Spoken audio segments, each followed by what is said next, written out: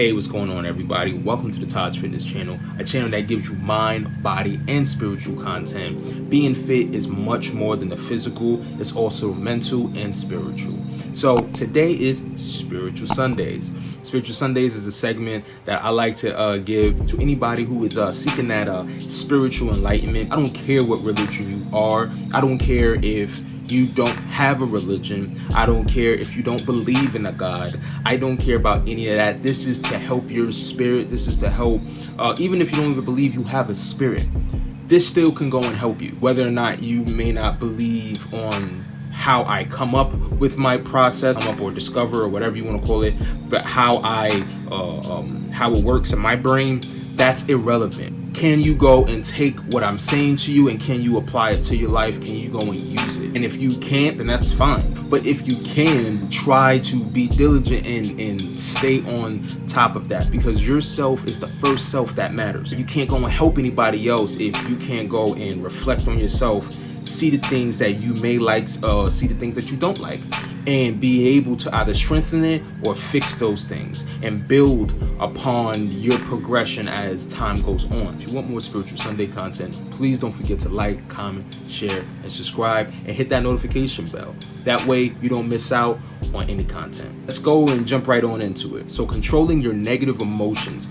Here are some tips that I know that has helped me, and hopefully it helps you. See, emotions are addicting. If you tend to feed an emotion, you tend to start to need it more and more. Emotions release these chemicals in your body that cause you to either have flight or fight response, causes dopamine and all these other chemicals to make you feel good, to make you feel angry.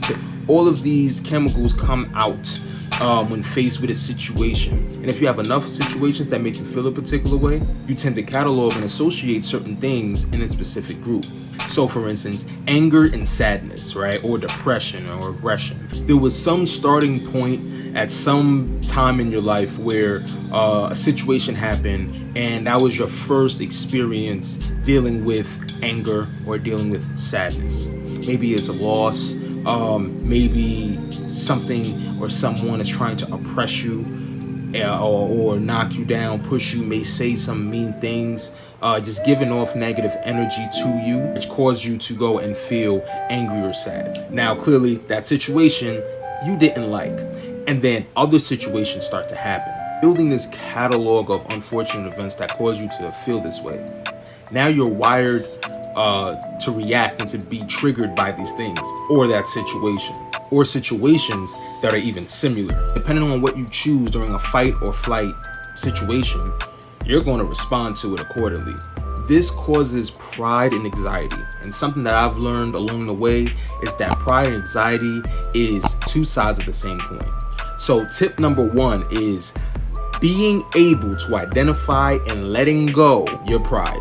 If you let go of your pride, you won't have anxiety. I promise you that. Now, these next tips are going to better help you deal with letting go of your pride and letting go of your anxiety. So tip number two, write down if you're angry. Take a pen, take a paper, and write it down. If you're angry, write down the reasons or what's making you angry, or just writing down how you feel right now. You know you're angry, but just start with that. I'm angry. Then ask yourself why. The who, what, when, why, right? Write out your feelings. It doesn't even have to make any sense. Just write it all out. Writing is an art that's rapidly diminishing the more technologically advanced we become. Like, I believe probably in 20 years, people are not going to know how to write. There's going to be like tons of people who just don't write. They're not going to know how. Writing out unpleasant situations allows you to see outside of yourself. In return, seeing the situation for what it truly is. And if you feel uncomfortable now reading about yourself or reacting the way you did during those situations, or situation causing you to feel how you're feeling, that's making you write what you're writing, then the next questions you should be asking is, okay, now how do I change that? Looking at it on paper now makes you feel accountable.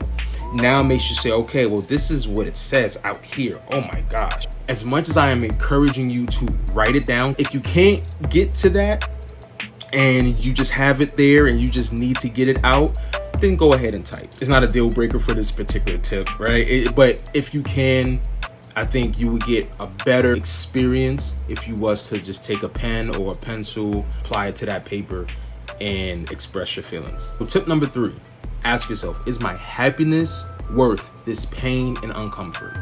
Now, this is a question you need to ask yourself with just about anything that you're trying to even accomplish. So for the way I see it, uncomfortable situations are just the actions of that situation or the effect of that situation. The reason why you're in that situation, whether it's by your own doing or something or someone else, will determine what the answer would be when you ask yourself this question.